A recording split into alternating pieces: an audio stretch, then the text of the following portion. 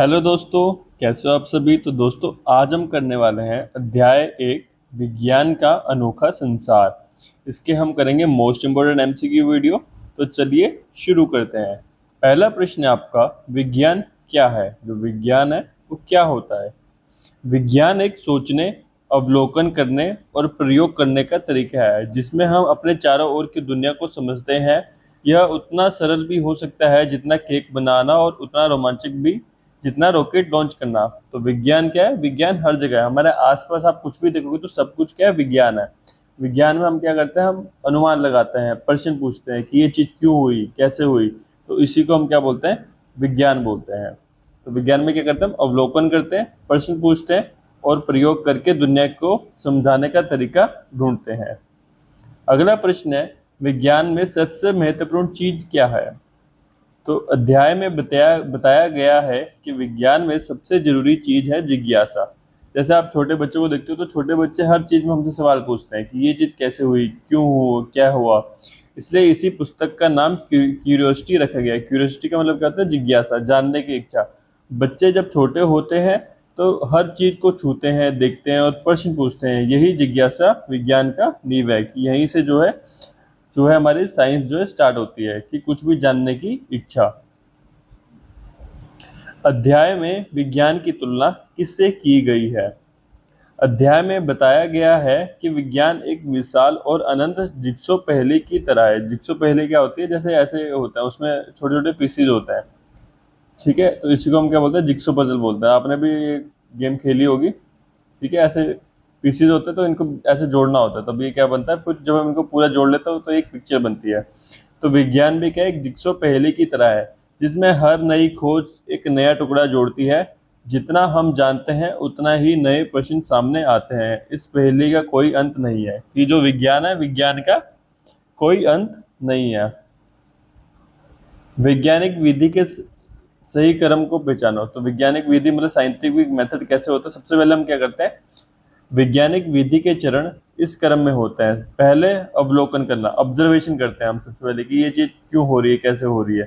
फिर उसके बाद हम क्या करते हैं? प्रश्न पूछते हैं उस चीज के बारे में कि क्यों हो रही है, कैसे हो रही है। फिर हम परिकल्पना करते हैं। परिकल्पना का मतलब होता है कि किसी चीज के बारे में पहले ही अनुमान लगाना कि ये चीज ऐसी होगी। जब हम अपनी कोई भी जजमेंट देते हैं बिना कुछ करे। फिर उसके बाद हम क्या करते हैं? एक्सपेरिमेंट करते हैं, प्रयोग करते हैं। प्रयोग करो और अंत में परिणामों का विश्लेषण करते हैं। फिर जो भी रिजल्ट आता है उसका हम क्या करते हैं? विश्लेषण करते हैं। परिकल्पना क्या होती है? परिकल्पना के बारे में पढ़ते हैं कि परिकल्पना क्या होती है।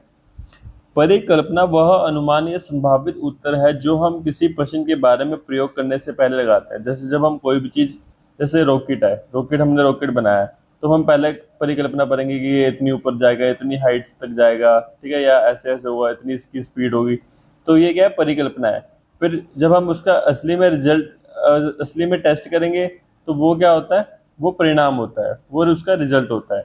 तो यह एक सिद्ध तथ्य नहीं होता। जो परिकल्पना है वो क्या है कि पहले जब हम ऑब्जर्व कर रहे हैं, कोई भी चीज करने से पहले हम जो सोच रहे हैं उसी को परिकल्पना कहते हैं। इसे प्रयोग करना सही या गलत साबित किया जाता है। इसे प्रयोग करके फिर सही या गलत साबित किया जाता है। फिर हम इसका करेंगे टेस्टिंग करेंगे। फिर टेस्ट करके देखेंगे जो चीज हमने सोची थी वो हुई या नहीं हुई। जब हम पानी को ठंडा करते हैं तो वह क्या बन जाता है। तो जब हम पानी को ठंडा करते हैं तो क्या बन जाता है? जब पानी को ठंडा किया जाता है तो वह बर्फ बन जाता है। वह ठोस अवस्था होती है। जब पानी को गर्म किया जाता है तो वह भाप बन जाती है और यह गैसीय अवस्था होती है। यह पानी के तीनों रूप, ठोस, द्रव और गैस का एक सरल उदाहरण है। पानी को गर्म करने पर वह क्या बन जाता है। जब हम पानी को गर्म करते हैं तो वो क्या बन जाता है? पानी को गर्म करने पर वह भाप बन जाता है। यह वाष्पीकरण बोलते हैं, इवेपोरेशन बोलते हैं इसको। भाप जब ठंडी होती है तो फिर से पानी बन जाती है। इसे संघनन कहते हैं। इंग्लिश में क्या बोलते हैं? कंडेंसेशन कहते हैं। यही जल चक्र का आधार है। इसी को हम क्या बोलते हैं? वाटर साइकिल बोलते हैं। पृथ्वी की सतह का लगभग कितना भाग पानी से ढका हुआ है। पृथ्वी की सतह का लगभग 2/3 भाग पानी से ढका हुआ है। इसलिए पृथ्वी को अंतरिक्ष से नीला ग्रह कहते हैं। पानी सभी जीवों के लिए एक अत्यंत मूल्यवान संसाधन है। तो पृथ्वी को नीला ग्रह पानी की अधिकता के कारण ही पृथ्वी को नीला ग्रह जो है कहा जाता है।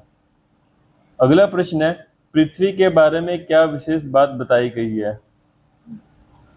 अध्याय में बताया गया है कि पृथ्वी एकमात्र ज्ञात ग्रह है जहां जीवन पाया जाता है। मतलब जितने भी ग्रह हैं उनमें से सिर्फ पृथ्वी में ही जो है जीवन संभव है। अभी तक जितनी भी हमने खोज करी है तो उसके हिसाब से पृथ्वी में ही जो जीवन है वो संभव है।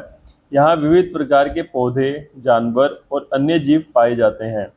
पृथ्वी के पर्यावरण को समझना और बचाना बहुत जरूरी है।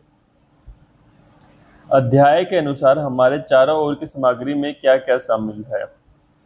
अध्याय में बताया गया है कि हमारे चारों ओर धातु धातु क्या होता है, मेटल्स, प्लास्टिक, रबड़ जैसी विभिन्न सामग्रियां हैं। इन सभी को अपने अपने गुण होते हैं और विज्ञान इन गुणों को समझने में मदद करता है। तो विज्ञान है वो क्या है, हमें आसपास के वातावरण को समझने में मदद करता है। हम गर्म और ठंडा पानी में अंतर कैसे महसूस करते हैं? अगर हमें कोई चीज़ पता करने की एक चीज़ गर्म है या ठंडा पानी है तो हम कैसे महसूस करते हैं? हाँ, स्पर्श की इंद्रियों से गर्म और ठंडे पानी में अंतर महसूस करते हैं। जब हम किसी चीज़ को क्या करते हैं, स्पर्श करते हैं, छूते हैं, तब जाके हमें महसूस होता है कि वो चीज़ ठंडी है या गर्म है।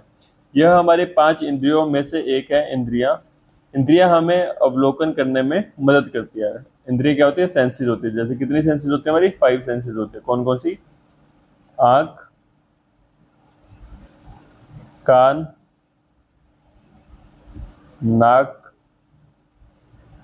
त्वचा। एक जो लास्ट रहेगी वो आप कमेंट सेक्शन में करके मेरे को बताओ कि कौन सी जो है आखिरी इंद्री है। तो आँख से हम देखते हैं, कान से हम सुनने का काम करते हैं, नाक से हम सांस लेने का काम करते हैं, त्वचा से हम क्या करते हैं, किसी चीज़ को स्पर्श करके फील करते हैं। यह अवलोकन करने में मदद करती है, जो वैज्ञानिक विधि का पहला चरण है। विज्ञान के अनुसार पानी कहाँ से आता है? अध्याय में बताया गया है कि पानी वर्षा और बर्फ से शुरू होता है और स्थानीय झीलों, नदियों, नालों में बहता है। यह भूमिगत जलभृत में जाता है। यह जल चक्र का सरल वर्णन है। तो पानी कहाँ से जाता है? सबसे पहले ये बारिश या बर्फ के रूप में धरती पर आता है, फिर ये झीलों में मिल जाता है, नदियों में मिल जाता है, नालों में बहता है, फिर ये जाके किस में मिल जाता है? समुद्र में मिल जाता है। समुद्र से फिर वाष्पीकरण होकर दोबारा ये बादलों में चले जाते हैं। तो ऐसे ही जो है जल चक्र जो है चलता रहता है। अगला प्रश्न है, विज्ञान आमतौर पर कैसे किया जाता है? अकेले या मिलकर? अध्याय में स्पष्ट रूप से बताया गया कि विज्ञान शायद ही कभी अकेले किया जाता है। दुनिया भर के वैज्ञानिक एक टीम के रूप में मिलकर काम करते हैं। इसलिए यदि हमें कोई उत्तर नहीं मिलता तो अपने साथियों, माता पिता और शिक्षकों की मदद मांगनी चाहिए। तो विज्ञान में हमें कैसे काम करना चाहिए? मिलजुल कर काम करना चाहिए किसी भी चीज़ को ढूंढने के लिए, और हमें एक दूसरे की मदद करनी चाहिए और मदद लेनी भी चाहिए। अध्याय के अनुसार भारत में भोजन के बारे में क्या विशेष बात है? अध्याय में बताया गया कि भारत एक विशाल और विविध देश है, जहां अलग अलग क्षेत्रों में अलग अलग स्वादिष्ट व्यंजन पाए जाते हैं। विज्ञान यह समझने में मदद करता है कि यह व्यंजन किस सामग्री से बने हैं। तो विज्ञान हमें किस चीज़ में हेल्प करता है कि जो ये व्यंजन है, जो ये खाने पीने की चीज़ें हैं, ये किस सामग्री से बनी हुई है, मतलब इनमें कौन कौन सी चीज़ें जो है यूज हुई हैं। अध्याय में ऊष्मा और जल चक्र का उल्लेख किस संदर्भ में है? ऊष्मा और जल चक्र का उदाहरण इसलिए दिया गया है ताकि बच्चे समझ सके कि विज्ञान हमारे रोजमर्रा के जीवन में हर जगह मौजूद है, चाहे पानी का बर्फ बनना हो या भाप बनना हो या वर्षा का चक्र हो। तो ये बताना चाहता है कि जो विज्ञान है वो हमारी डेली लाइफ में, मतलब रोजमर्रा की जिंदगी में भी हर जगह जो है विज्ञान ही विज्ञान मौजूद है। विज्ञान हमारे जीवन में किस प्रकार उपयोगी है? जो विज्ञान है वो हमारे जीवन में किस प्रकार उपयोगी है? विज्ञान 3 मुख्य कार्य करता है: दुनिया को समझना, समस्याओं को सुलझाना और हमारे जीवन को बेहतर बनाना। कौन कौन से मुख्य कार्य हैं? दुनिया को समझने में हेल्प करता है, समस्याओं को सुलझाने में हेल्प करता है और हमारे जीवन को बेहतर बनाने में हेल्प करता है। हमारे जीवन को कैसे बेहतर बना रहा है कि पहले जो जैसे पैदल चलते थे, फिर उसके बाद क्या आई? बैलगाड़ी आई। बैलगाड़ी में भी साइंस का यूज होता है। फिर उसके बाद गाड़ी आने लगी, फिर ठीक है ट्रेन आई, ठीक है रेलगाड़ी आई, फिर हवाई जहाज आए। तो ऐसे ऐसे जो विज्ञान है वो हमारी लाइफ को क्या है, बहुत ज़्यादा बेहतर बनाता चले जा रहा है। विज्ञान के बिना ना दवाई होती, ना मोबाइल होते, ना हवाई जहाज। विज्ञान ने ही हमारा जीवन इतना आसान और सुखद बनाया है। अगला प्रश्न है, अध्याय में तारों के बारे में क्या प्रश्न उठाया गया है? अध्याय में बच्चों की जिज्ञासा को दर्शाने के लिए यह प्रश्न उठाया गया, रात के आकाश में तारे क्यों चमकते हैं? तो जो रात को तारे क्यों चमकते हैं, यह उदाहरण बताता है कि विज्ञान हमारे सबसे सरल और सहज प्रश्नों के उत्तर देने की कोशिश करता है। तो इसमें भी क्या है कि जो विज्ञान है, विज्ञान जो है हमारे सवालों के जवाब देने में हमें मदद करता है। अध्याय के अनुसार नई खोजें होने पर पुराने उत्तरों को क्या होता है? जब नई खोज होती है तो पुराने उत्तरों का क्या होता है? अध्याय में बताया गया है कि कभी कभी नई खोजें पुराने उत्तरों को बदल देती हैं। यही विज्ञान की सुंदरता है, यह कभी रुकता नहीं। उदाहरण के लिए पहले लोग मानते थे कि पृथ्वी सपाट है, तो पहले लोग क्या मानते थे कि पृथ्वी क्या सपाट है, पर बाद में जब इसकी खोज हुई तो बाद में पता लगी, बाद में विज्ञान ने इसे गोल सिद्ध किया। तो जब नया उत्तर आ रहा था तो पुराने वाला क्या है, पुराने वाले को बदल देते हैं। जैसे जैसे हम अधिक खोज करते हैं क्या होता है? जैसे जैसे हम अधिक खोज करते हैं तो क्या होता है? अध्याय में बताया गया है कि जैसे जैसे हम अधिक खोज करते हैं, हम यह महसूस करते हैं कि सभी वैज्ञानिक विचार आपस में जुड़े हुए हैं। एक खोज दूसरी खोज की ओर ले जाती है। विज्ञान एक अंतहीन और रोमांचक यात्रा है। कि मतलब जो खोज है, जो हम खोज करते हैं, तो ये क्या है, एक दूसरे से जुड़ी हुई है। अगर हम एक खोज करते हैं तो इसके साथ साथ हमें और चीज़ों के बारे में भी पता चलता है। तो इसलिए जो विज्ञान है वो एक दूसरे से जुड़ा हुआ है। अध्याय का मुख्य संदेश क्या है? अध्याय का मुख्य संदेश है, अपनी जिज्ञासा को जीवित रखो, खोज करते रहो और ब्रह्मांड को अद्भुत रहस्यों के बारे में सोचना कभी मत बंद करो। कि मतलब हमें अपनी जो जिज्ञासा है वो हमेशा कुछ ना कुछ सोचते रहना चाहिए, अपने आप से सवाल पूछते रहने चाहिए, दुनिया से सवाल पूछते रहने चाहिए और खोज करनी चाहिए। और हमें ऐसे ऐसे क्या है कि कुछ ना कुछ आविष्कार करते रहने चाहिए। विज्ञान सबके लिए है, हर जगह है, और यह एक आनंदमय अन्वेषण है। क्विक रिवीजन कर लेते हैं। पुस्तक का नाम क्या है? जिज्ञासा। विज्ञान की परिभाषा क्या है? अवलोकन करना, प्रश्न पूछना और प्रयोग में से दुनिया को समझाना। सबसे जरूरी चीज क्या है? जिज्ञासा, जानने की इच्छा होना। विज्ञान की उपमा क्या है? विशाल अनंत जिग्सो पहेली। जो विज्ञान है वो कैसी है? जिग्सो पहेली की तरह है। वैज्ञानिक विधि का क्रम कैसे है? अवलोकन करना, फिर प्रश्न पूछना, परिकल्प करना और प्रयोग, और फिर विश्लेषण करना। परिकल्पना क्या है? संभावित उत्तर जैसे जांचना हो, कि मतलब पहले से ही कुछ ना कुछ अनुमान लगा लेना कि ये चीज ऐसे होएगी या वैसे होएगी। पानी ठंडा होने पर क्या बनता है? बर्फ बनता है। पानी गर्म होने पर क्या बनती है? भाप बनती है। पृथ्वी की सतह पर कितना पानी है? 2/3 पानी है। पृथ्वी की विशेषता क्या है? एकमात्र ज्ञात जीवन समर्थक ग्रह है, कि जिसमें एकमात्र एक ऐसा ग्रह है जिसमें जीवन उपलब्ध है। गर्म ठंड का अंतर कैसे पता चलता है? स्पर्श की इंद्रियों से। विज्ञान अकेले या साथ में करना चाहिए? विज्ञान हमें टीम में मिलकर, मतलब साथ मिलकर करना चाहिए। महत्वपूर्ण शब्द कौन से हैं? जिज्ञासा का मतलब क्या होता है? जानने की इच्छा करना। अवलोकन का मतलब होता है ध्यान से देखना, चीजों को ऑब्जर्व करना।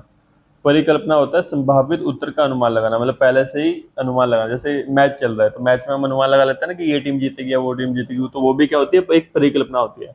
बट बहुत बार ऐसा होता है कि हम सोचते हैं कि ये वाली टीम जीतेगी, बट वो टीम नहीं जीतती है। तो जो परिकल्पना है वो गलत भी हो सकती है। वो परिकल्पना का पता हमें बाद में जब कोई चीज हो जाती है तो उसके बाद में ही पता चलता है कि वो चीज सही थी या गलत थी। प्रयोग करना क्या होता है? एक्सपेरिमेंट करना, जांचने के लिए किया गया परीक्षण। विश्लेषण होता है फिर उस चीज को एनालिसिस करना, परिमाणों को जांच करना। जिक्सो पहेली क्या आती है? टुकड़ों को जोड़कर बनाया जाने वाला चित्र। जल भृत क्या होता है? भूमिगत जल संग्रह, कि जो भूमि में जितना है, जो जल है उसको इकट्ठा जो है उसको क्या बोलते हैं? जल भृत बोलते हैं। इवेपोरेशन क्या होता है? वाष्पीकरण क्या होता है? द्रव का गैस में बदलना। सही गलत आप खुद से करोगे। तो दोस्तों इस वीडियो में इतना ही। अगर आपको किसी भी प्रश्न में डाउट है तो कमेंट सेक्शन में जाके पूछ सकते हैं। और अगर आपको ऐसी ही और वीडियो चाहिए तो आप कमेंट सेक्शन में बताइए, और चैनल को सब्सक्राइब करें और वीडियो को लाइक करें।